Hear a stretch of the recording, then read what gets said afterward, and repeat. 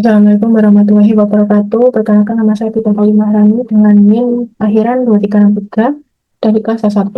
Di sini saya akan menjelaskan tentang PMK 15 tahun 2025 yang dimana PMK terbaru mengenai pemeriksaan pajak.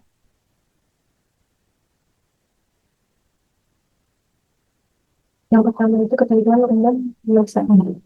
Pemeriksaan pajak adalah serangkaian kegiatan yang menghimpun dan mengolah data, keterangan, dan bukti yang dilaksanakan secara objektif dan profesional berdasarkan suatu standar pemeriksaan. Nah, untuk pemeriksa pajak itu sendiri adalah pegawai negeri sipil di lingkungan DJP atau tenaga ahli yang ditunjuk oleh DJP yang diberi tugas, wewenang, dan tanggung jawab untuk melaksanakan pemeriksaan.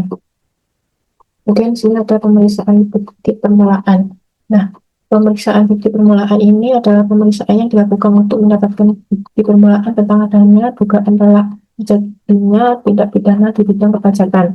Kemudian ada pemeriksaan ulang. Pemeriksaan ulang ini pemeriksaan yang dilakukan terhadap WP yang telah diterbitkan surat ketetapan pajak atau surat ketetapan pajak PBB dari hasil pemeriksaan sebelumnya untuk jenis pajak dan masa pajak bagian tahun pajak atau tahun pajak yang sama. Kemudian ada kewenangan, tujuan ribet, yang ikut dan kriteria pemeriksaan. Kewenangan pemeriksaan diatur dalam pasal 29 ayat 1 KUP yang menjelaskan bahwa DJP berwenang melakukan pemeriksaan untuk menguji kepatuhan pemenuhan kewajiban perpajakan WP dan untuk tujuan lain dalam rangka melaksanakan ketentuan peraturan perundang-undangan perpajakan. Tujuannya adalah menguji kepatuhan pemenuhan kewajiban perpajakan WP. Kemudian tujuan lain dalam rangka melaksanakan perundang-undangan perpajakan.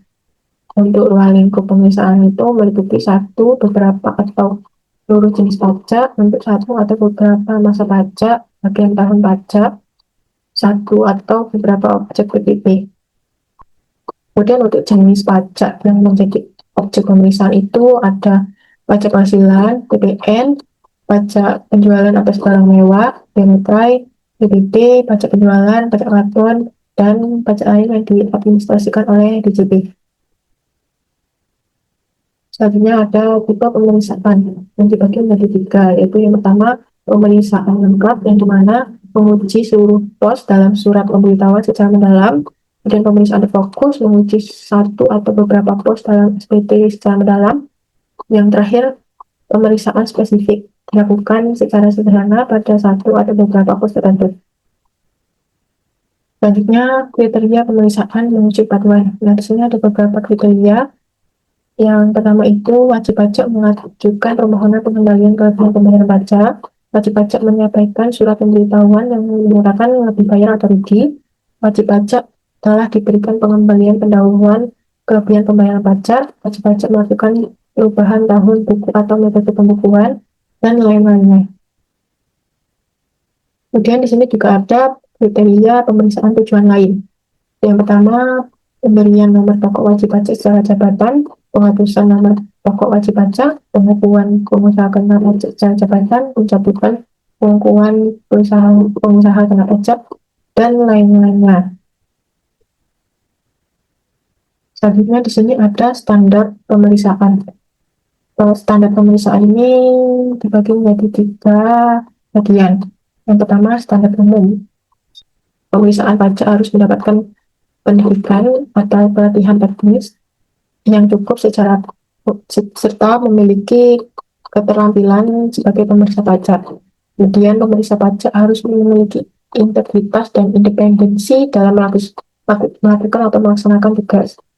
Kemudian ada standar pelaksanaan. Nah, standar pelaksanaan ini mencakup persiapan yang sesuai dengan tujuan pemeriksaan, pengujian berdasarkan metode dan teknik pemeriksaan, hasil temuan berdasarkan bukti yang kuat dan berkaitan dengan berlandaskan ketentuan peraturan perundang-undangan di bidang perpajakan, pelaksanaan di kantor DJP atau di tempat tinggal atau tempat kedudukan WP, tempat kegiatan usaha atau pekerjaan bebas wajib pajak, lokasi objek pajak, pajak bumi dan bangunan, atau tempat lain yang dianggap perlu oleh diperiksa.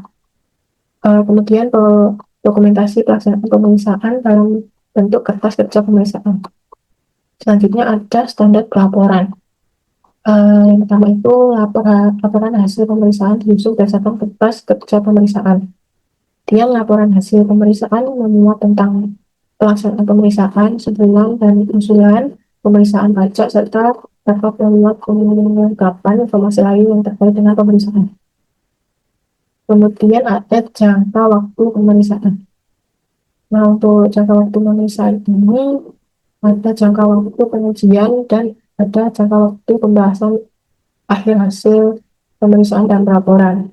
Untuk jangka waktu pengujian itu paling lama 5 bulan untuk pemeriksaan lengkap, paling lama 3 bulan untuk pemeriksaan terfokus, dan paling lama 1 bulan untuk pemeriksaan spesifik. Nah, untuk jangka waktu pembahasan akhir pemeriksaan dan pelaporan itu 30 hari semenjak mulainya SPHP, tanggapan SPHP, pembahasan akhir dan pembuatan laporan pemeriksaan RHP. Untuk perhitungan jangka waktu, untuk pengujian itu sejak surat pemberitahuan pemeriksaan disampaikan, SPHP disampaikan. Kemudian pembahasan akhir dan laporan itu perhitungan jangka waktunya sejak SPHP disampaikan sampai dengan tanggal laporan atau LHP. Kemudian ada perpanjangan jangka waktu pemeriksaan. Nah, umumnya itu tidak ada perpanjangan, tapi maksimal 4 bulan khusus untuk audit grup usaha, transfer pricing, dan transaksi khusus indikasi rekayasa keuangan. Kemudian untuk pemeriksaan spesifik atas data konkret itu ada 10 hari jangka waktu pengujian, 10 hari untuk jangka waktu pembahasan akhir atau laporan, jadi tidak ada perpanjangan. Kemudian untuk jangka waktu pemeriksaan tujuan lain, maksimal itu 4 bulan sejak surat pemberitahuan pemeriksaan disampaikan sampai dengan laporan. Kemudian tidak ada pembahasan akhir, tidak ada perpanjangan. Sekian dari penjelasan saya. Jika ada salah kata, mohon maaf. Assalamualaikum warahmatullahi wabarakatuh.